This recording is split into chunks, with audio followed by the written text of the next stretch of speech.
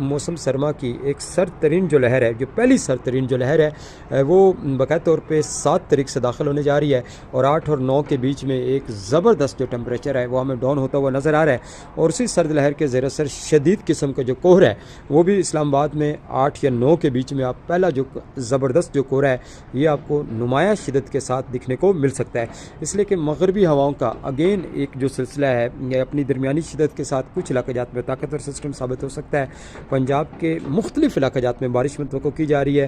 पंजाब के मशरक़ी वस्ती इलाक़ात में भी मुख्तलिफ शहरों में बारिश होगी। पंजाब की जनूबी पट्टी में कुछ मूवमेंट हो सकती है और ख़िता पठवार और हज़ार डिवीज़न में भी मुख्तलिफ इलाक़ात में जो बारिश है, कहीं रिमझिम का सिलसिला, कहीं खाली तेज़ रफ्तार हवाएँ, जो कहीं दरमियानी बारिश का जो सिलसिला है वो इंशाअल्लाह दिखने को मिल सकता है। इसी तरीके से पाकिस्तान के तमाम इंतहाई शुमाली इलाक़ात में भी ये स्पेल 1 से 2 दिन या एक दिन का स्पेल होगा और मुख्तलिफ इलाक़ात में एक बर्फ़बारी